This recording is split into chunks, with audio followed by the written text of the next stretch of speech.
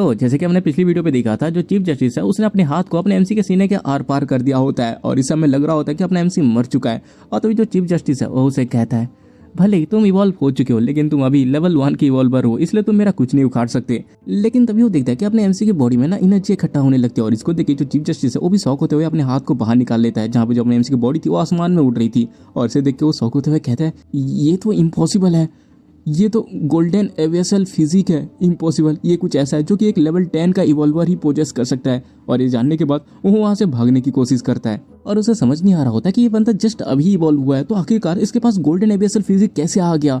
ये डेफिनेटली वही वाली फिजिक है जो इसने पहले भी एक बार देखा है। और हम तभी अपने एमसी को देखते हैं जिसकी पूरी बॉडी गोल्डन रंग से चमक रही थी और तभी वो अपनी उंगली के एक इशारे से एक एनर्जी बीम छोड़ता है जो कि सीधे जाके चीफ जस्टिस को लगती है और वहाँ पे एक बहुत बड़ा ब्लास्ट होता है जिससे जो चीफ जस्टिस है उसका आधा धड़ ही उड़ जाता है और वो वहीं पे ही मर जाता है।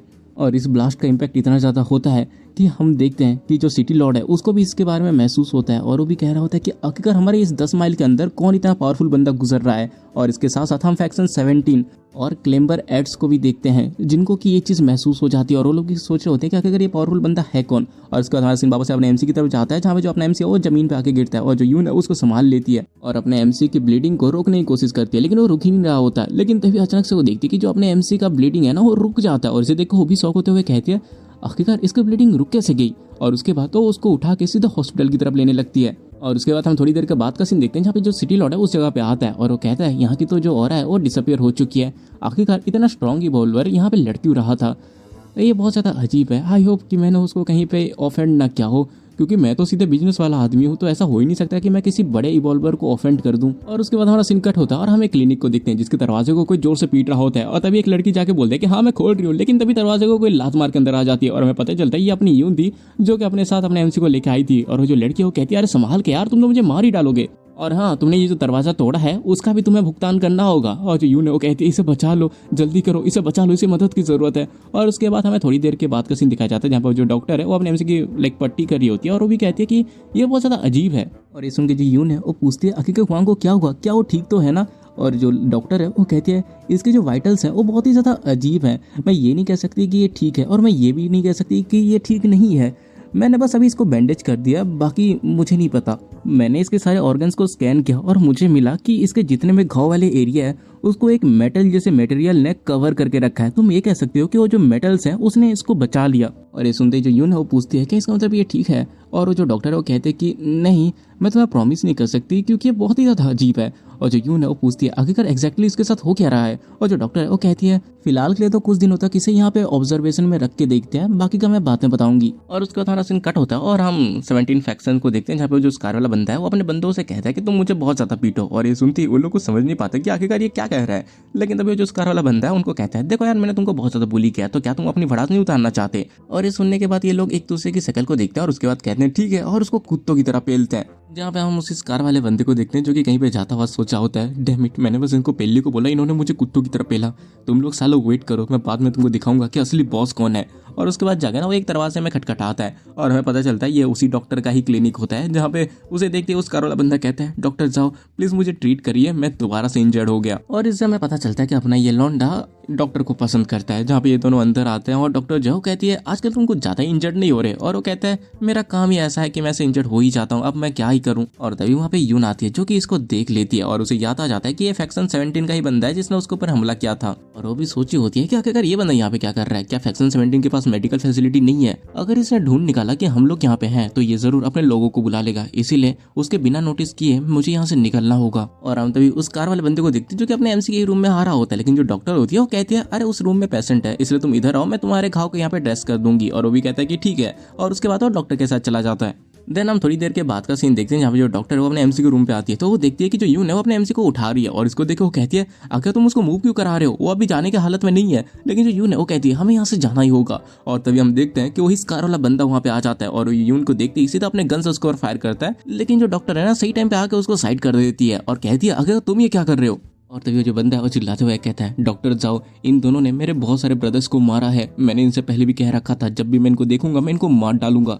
और तभी वो बंदा यून से कहता है तुम यहाँ से भाग नहीं सकते क्योंकि मैंने अपने फैक्शन पे ऑलरेडी सिग्नल दे दिया है, मेरे भाई लोग यहाँ पे आ ही रहे होंगे, मैं तो तुम लोगों की चमड़ी ही उधेड़ दूंगा। लेकिन तभी जो डॉक्टर है वो चिल्लाते हुए कहती है तुम मेरे क्लिनिक पे किसी को मार नहीं सकते, ये अभी मेरे पेशेंट है, अगर तुम्हारे हिम्मत भी की इनको टच करने की तो मेरी मदद की तुम बिल्कुल भी उम्मीद मत करना, मैं सीरियस हूँ, मैं तुम्हारी मदद कभी नहीं करूंगी। और ये सुनते ही वो बंदा भी कहता है हाँ हाँ समझ गया, मैं तुम्हारे पेशेंट्स के ऊपर हाथ नहीं उठाऊंगा। और उसके बाद तो गुस्से से यून की तरफ देखता है और कहता है चलो ठीक है, मैं तुमको कुछ दिन और दे देता हूँ यहाँ पे रहने के लिए, जितना छुपना है छुप लो, मैं अपने लोगों को ना इस चारों तरफ पे लगा दूंगा ताकि वो इस पूरे एरिया को ब्लॉक कर दे, तुम यहाँ से भाग नहीं पाओगी। और मैं इस चीज की गारंटी देता हूँ जैसे ही तुम्हारे एक भी कदम इस क्लिनिक से बाहर आएंगे वैसे ही मेरे आदमी तुमको मार डालेंगे। और हम तभी अपने एमसी को देखते हैं जो कि अपने सिस्टम के अंदर होता है, जहाँ पे उसको मैसेज आता है कि कांग्रेचुलेशन तुम फर्स्ट लेवल के इवॉल्वर बन गए हो, तुम्हें एनर्जी गैदरिंग की एक स्किल भी मिल चुकी है। और जो अपना एमसी है वो सोचा होता है कि क्या बात है, मुझे भरोसा नहीं हो रहा कि मैं जिंदा हूँ। और तभी उसे पता चलता है कि उसकी 3 साल की लाइफ भी जा चुकी है, बिकॉज उसका जो ओपोनेंट था वो बहुत ज्यादा स्ट्रांग था,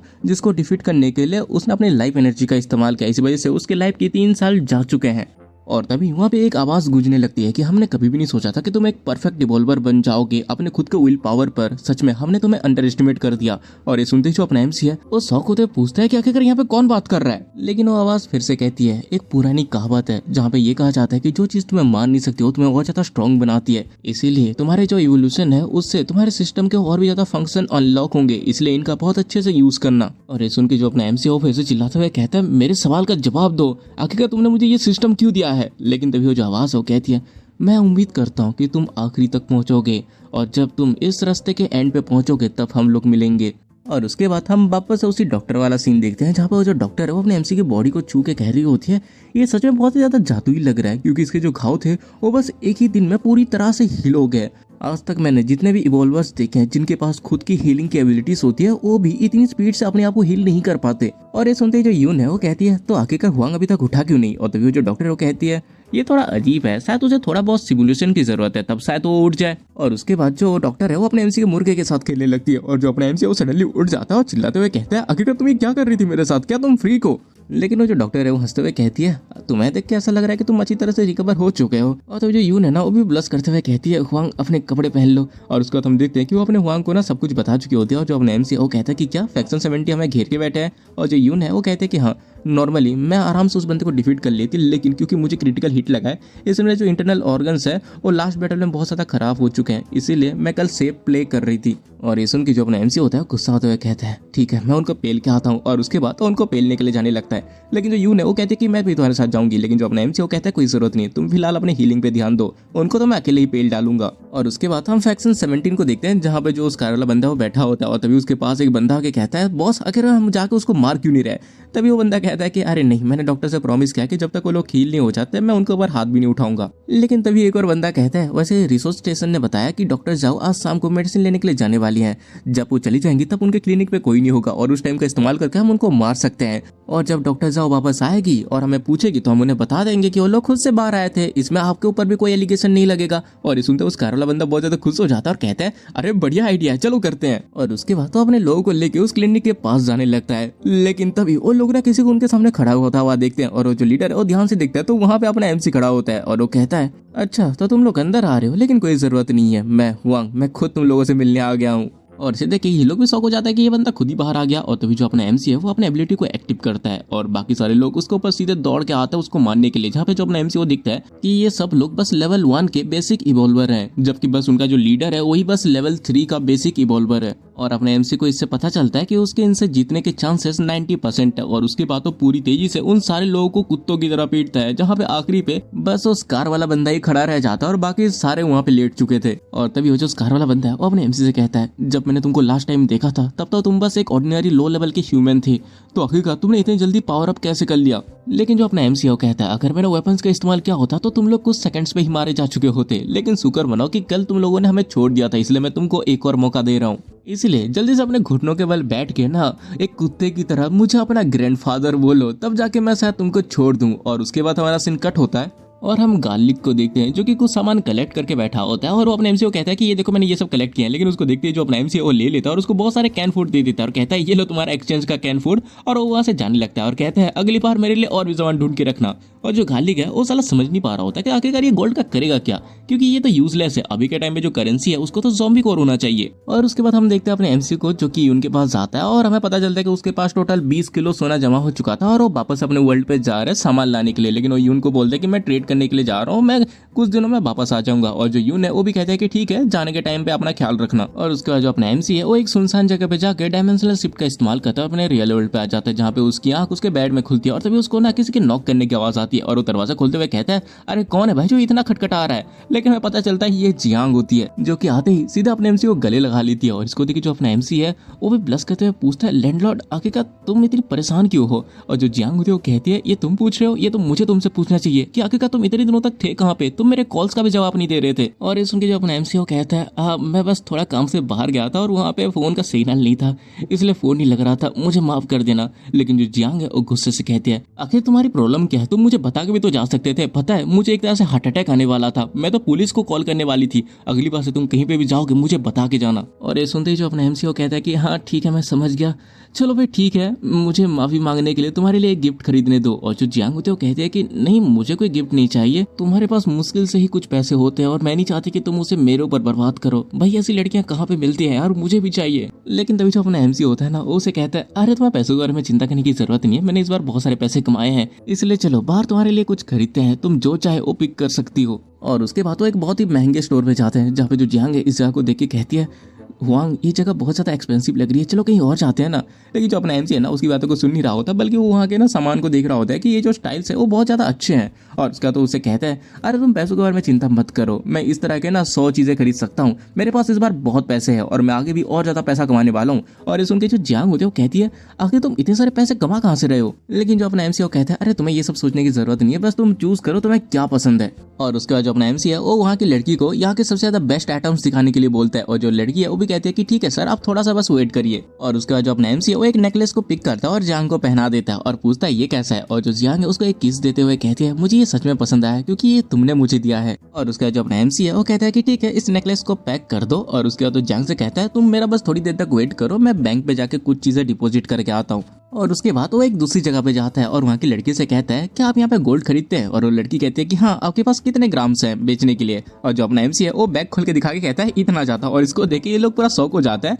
और उसके बाद हमें अगले सेकंड दिखाया जाता है कि जो मैनेजर है ना वो भागता हुआ आ रहा था और वो अपने एमसी को देख के कहता है क्या आप मिस्टर हुआंग है, मुझे माफ कर दीजिए मैं थोड़ा लेट हो गया। और जो अपना एमसी है वो कहता है कोई बात नहीं। और तभी जो मैनेजर है वो कहता है क्या मैं उन गोल्ड को देख सकता हूँ जो आप लेके आए हैं। और जो अपना एमसी है वो कहता है कि हाँ ये इस बैग पे है आप देख सकते हैं। और उसके बाद तो मैनेजर जैसे उस बैग को खोलता है वो पूरा शॉक हो जाता है। और तभी जो अपना एमसी है वो कहता है आप लोग इसकी प्योरिटी चेक कर सकते हैं, ये टोटल 20 किलो है तो मुझे इसके बदले कितने पैसे मिलेंगे। और उसके बाद हमें कुछ टाइम के बाद का सीन दिखाया जाता है जहाँ पे जो अपना एमसी है एक पेपर में साइन मार रहा होता है और उसका तो वहाँ से चला जाता है जहाँ पे जो मैनेजर की जो साइड में लड़की होती है वो पूछती है मैनेजर आखिरकार आपने उस 20 किलो गोल्ड के बदले कितने पैसे दिए। और जो मैनेजर है वो कहता है वो जो 20 किलो गोल्ड थे उनकी प्योरिटी 99.6% है और इसकी टोटल वेल्थ है 6.6 मिलियन। और उसका जो अपना एमसी है ना वो वापस से जियांग के पास आता है जहाँ पे वो देखता है कि एक लड़की जियांग से उस नेकलेस के लिए लड़ रही होती है। और जो जियांग है वो कहती है इसलिए ये नेकलेस मुझे दो। लेकिन वो लड़की कहती है तुमने अभी तक इसके पैसे दिए हैं क्या, नहीं दिए ना, तो ये अब मेरा हुआ। और तभी जो अपना एमसी है वो जियांग से पूछता है यहाँ पे क्या चल रहा है। और जो जियांग है वो कहती है ये जो औरत है इसने मेरे से वो नेकलेस ले लिया जो तुमने मुझे दिया था। और तभी वो जो लड़की है वो पैसे देते हुए कहती है ये लो पैसे, अब ये नेकलेस मेरा हो गया। लेकिन तभी जो अपना एमसी है ना वो एक गोल्ड का टुकड़ा निकालते हुए कहता है क्या मैं पेमेंट गोल्ड से कर सकता हूँ, क्योंकि इतने गोल्ड से तो तुम इस तरह के बहुत सारे नेकलेस ला सकते हो। लेकिन तभी वो जो लड़की है वो चिल्लाते हुए कहती है ये जो सोना ये फेक है और वैसे भी मैंने ऑलरेडी कैश में पेमेंट कर दी है, तो जल्दी से ये नेकलेस मेरे लिए पैक करो।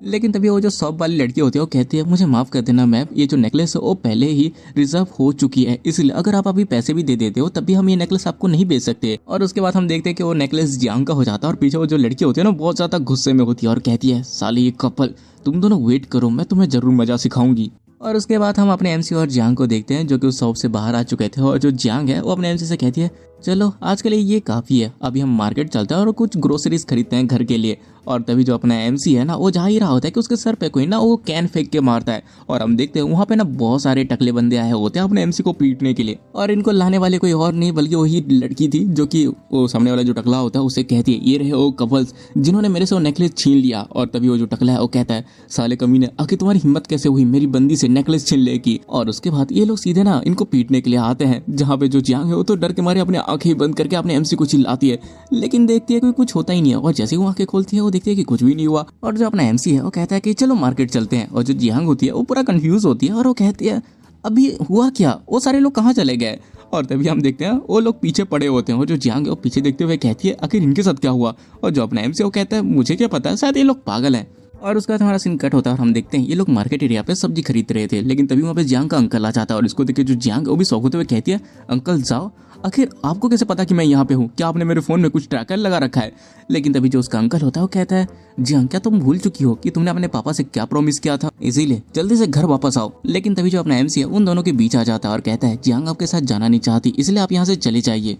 लेकिन वो जो अंकल है वो कहता है बच्चे मैं तुमको कितनी बार बताऊं कि तुम इससे शादी करने के लिए बिल्कुल भी वर्दी नहीं हो, इसका जो पाप है वो उसके लिए एक सूटेबल फियांसे ढूंढ रहा है और जैसे वो मिल जाएगा तब इन दोनों की शादी करवा दी जाएगी। और तभी वो जो अंकल है वो जियांग से कहता है क्या तुम्हें याद नहीं कि तुम्हारे बाप ने क्या कहा था अगर तुम अच्छे से बिहेव नहीं करोगी तो। और जो जियांग है उसको याद आता है कि उसके बाप ने उसे कहा था कि अगर तुम हमारी बातें नहीं मानती तो वो लोग वांग को टुकड़े टुकड़े काट के मार डालेंगे। और याद करते जो जियांग है वो डरते हुए कहते कि ठीक है मैं आपके साथ चलती हूँ। लेकिन तभी जो अपना एमसी है वो उनको रोकते हुए कहता है रुकिए, अगर मैं अमीर बन गया तो क्या जियांग मेरे साथ आ सकती है। लेकिन तभी उसका जो अंकल है वो कहता है बच्चे अच्छा तो तुम उन 6 मिलियन की बात कर रहे हो जो तुम्हारे अकाउंट्स पे हैं, बच्चे तुम मुझसे तब बात करना जब तुम्हारे पास 600 मिलियन हो, वो भी 1 साल के अंदर। और ये सुन के तो जो अपना एमसी है वो भी शौक हो जाता है कि आखिरकार इसको कैसे पता चला कि इसके पास 6 मिलियन है। और उसका जो अपना एमसी है वो बहुत ज्यादा गुस्से में कहता है मैं बहुत ही जल्दी 600 मिलियन करके दिखाऊंगा जियांग, बस तुम मेरा इंतजार करो, उसके बाद तुम मेरी होगी।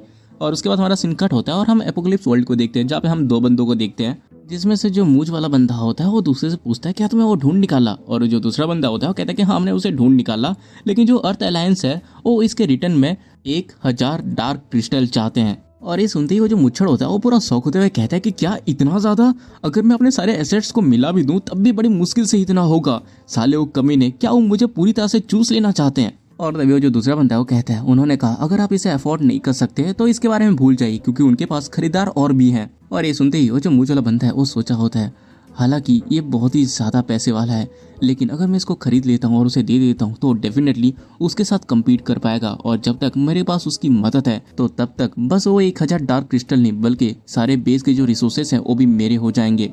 और तभी उसके सामने वाला जो बंदा है वो इसको सोचता हुआ देख के एक बोलता है हाँ मुझे समझ आ गया, आप उसको वापस लाना चाहते हैं, ठीक है मैं भी यही सोच रहा था। और उसके बाद हमारा सीन कट होता है और हम अपने एमसी को देखते हैं जो कि अपने बेस में बहुत सारा सामान लेके आ जाता है। और इसको देखिए जो यून है वो कहते हैं इस बार तो तुम बहुत सारे सामान लेके आए हो।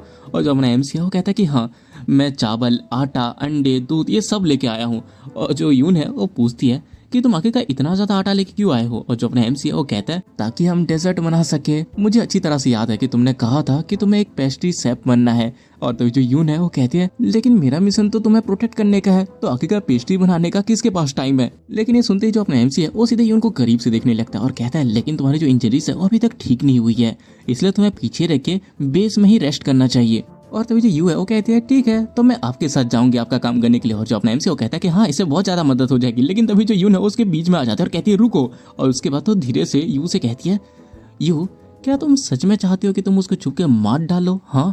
और जो यू है वो कहते हैं कि आप आखिरकार किस बारे में बात कर रहे हैं, आपकी बहन इस तरह की हरकत कैसे कर सकती है। और वैसे भी मुझे हर टाइम पे बहुत ज्यादा एम्बेरसमेंट लगती है क्योंकि मैं खाना बस फ्री में खा रही हूँ, इसलिए मैं इस बार ब्रदर वांग के साथ अच्छे से कोऑपरेट करूंगी, इसलिए मैं उनके साथ जाना चाहती हूँ। और जो अपना एमसी वो कहता है कि ठीक है फिर हम कल निकलेंगे। और उसके बाद हमें अगले दिन का सीन दिखाया जाता है जहाँ पे जो अपना एमसी और यू है वो एक बेस के पास जाता है और वहाँ का जो एंट्रेंस होता है बहुत ज्यादा पतला होता है। और जो अपना एमसी है वो यू से कहता है कि आखिर इसका जो एंट्रेंस है ये इतना ज्यादा पतला क्यों है। और जो यू है वो कहती है क्योंकि इससे अटैक करना बहुत ज्यादा मुश्किल हो जाता है और डिफेंड करना बहुत ज्यादा आसान होता है, और इसके साथ साथ अगर ज़ॉम्बीज़ हमला कर देते हैं तो उनके साथ भी निपटना बहुत आसान हो जाता है। और उसके बाद हमें उसी बेस के अंदर दिखाया जाता है जहाँ पे 2 लोग ना एक बहुत बड़ा बक्सा लेके आते हैं और उनके सामने वही मुच्छड़ खड़ा होता है जो कि कहता है कि यही वो ट्रेजर है, इसे ओपन करो। और उसके बाद वो लोग उसको खोलते हैं जिसके अंदर बस एक नॉर्मल सी स्टोन की छड़ी होती है। और इसको देख के वो कहता है कि क्या बस इतना ही, बस एक नॉर्मल स्टोन की छड़ी, मुझे तो ये फेक लग रही है। और उसके बाद तो उसको पकड़ने ही जा रहा होता है कि तभी उसके पीछे जो पहला वाला बंदा नहीं है वो चिल्लाते हुए कहता है प्लीज उसे मत छुइए, ये स्टिक बहुत ज्यादा पॉइजनस है, इवन जो इवॉल्व है ना वो भी इसको छुएगा तो कुछ मिनट के अंदर उसके अंदर पॉइजन फैल जाएगा। और अगर कोई लेवल 5 का इवॉल्वर इसको पकड़ने की कोशिश करता है तब भी वो बड़े मुश्किल से इसको 15 मिनट तक ही पकड़ पाएगा। और सुनने के बाद तो जो मूंछ वाला बंदा होता है वो कहता है अगर ये इतना ज्यादा हाई टॉक्सिक है, अब मुझे समझ में आया कि वो आखिरकार इसे इतना ज्यादा पाना क्यों चाहता था। वैसे क्या तुमने इसकी ऑथेंटिसिटी को वेरीफाई किया? और वो बंदा कहता है कि हाँ मैंने वेरीफाई कर लिया है, हमने इसे 5 अलग अलग लोगों पे इस्तेमाल किया जिनके बॉडी में बिल्कुल भी कोई घाव नहीं थे। वो लोग जैसे इनको छूते हैं वैसे इमीडिएटली वो लोग म्यूटेंट बन गए। और ये सुन के वो मूंछ वाला बंदा बहुत ज्यादा खुश हो जाता है और कहता है तूने बहुत अच्छा काम किया, मुझे बहुत ज्यादा अच्छा लगता है जब तुम हर चीज अपने आप से संभाल लेते हो। लेकिन तभी वहाँ पे एक और बंदा आता है और कहता है कमांडर यहाँ पे कुछ मर्चेंट आए हैं जो कि यहाँ पे ट्रेड करना चाहते हैं अपने सामान, उनके बैग में भरा हुआ है वो भी कैन फूड, और उसको देखने में बहुत ज्यादा अच्छे लग रहे हैं। और ये सुनते हुए जो मूंछ वाला बंदा है वो कहता है कि अच्छा, और बहुत ज्यादा खुश होते हुए वहाँ पे जाने लगता है। और उसके बाद हम अपने एमसी को देखते हैं जो कि यू के साथ एक कमरे में बैठा होता है। और जो यू है वो कहती है अगर मैं सच बताऊं तो मैं और मेरी बहन सच में ये जो बेस नंबर 104 है उसमें ज़्यादा इन्वॉल्व नहीं हुए, इसलिए हमें अपने रिसर्च जल्दी करके यहाँ से निकलना पड़ेगा ताकि इससे पहले कुछ हो जाए।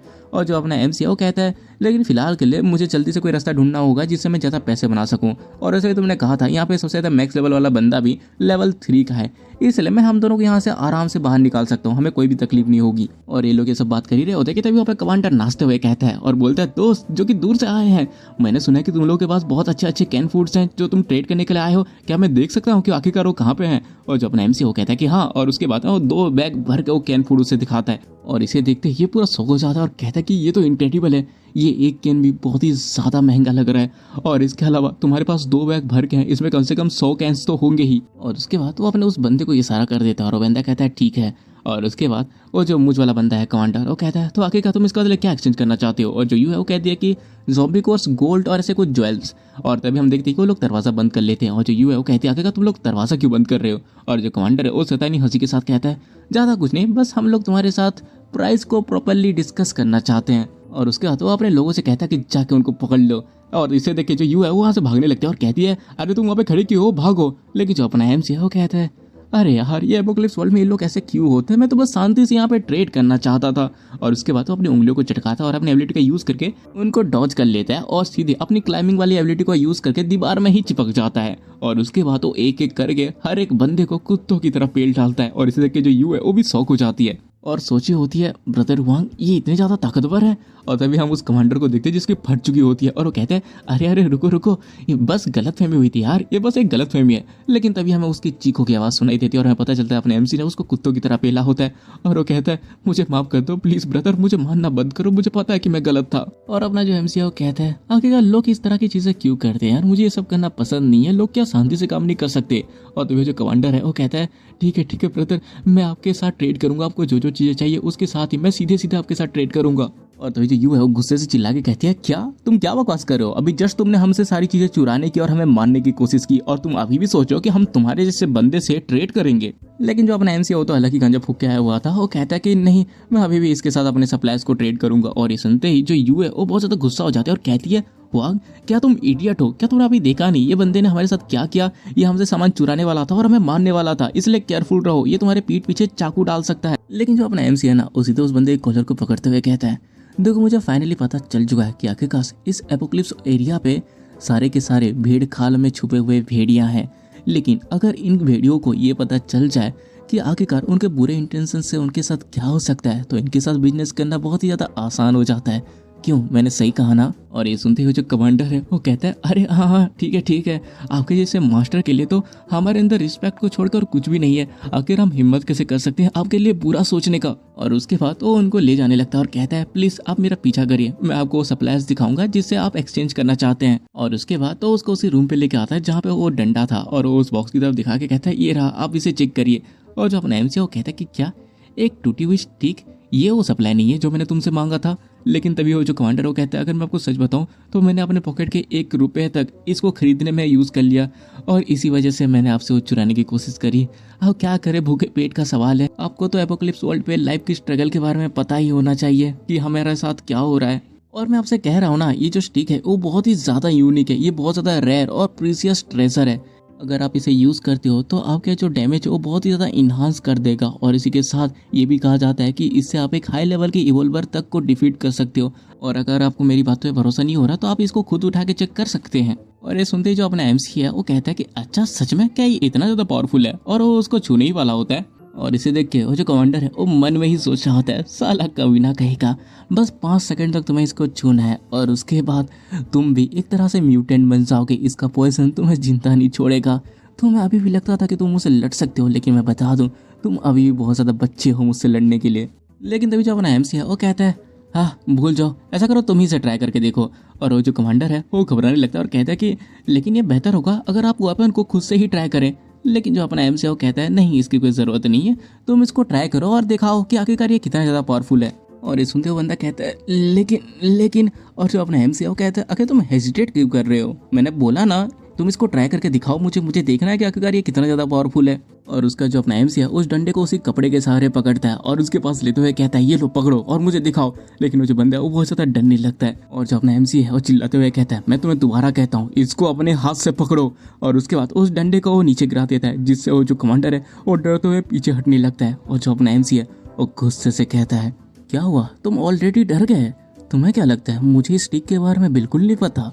मैंने तुम्हें क्लियरली एक और चांस दिया था कोऑपरेट करने के लिए, लेकिन तुमने उसकी भी परवाह नहीं की, इसीलिए अब तुम मुझ पे ब्लेम मत करना। और तभी जो यू है वो भी कहता है मार डालो इस साले कमीने को। और जो अपना एमसी है वो सीधे उसके गले को पकड़ लेता है और बहुत जोर से दबाने लगता है, जहाँ पर जो कमांडर है वो अपनी जान की भीख मांगने लगता है कि प्लीज़ मुझे मत मारो, मुझे छोड़ दो। और तभी अपने एमसी को उसी लड़की के बारे में याद आता है जिसको कि फांसी में लटका दिया गया था। और तभी वो जो जस्टिस वाला बंदा होता है वो उसे कहता है क्या हुआ, कैसा लग रहा है किसी और की ज़िंदगी अपने हाथ में लेके? बहुत अच्छा फील हो रहा है ना?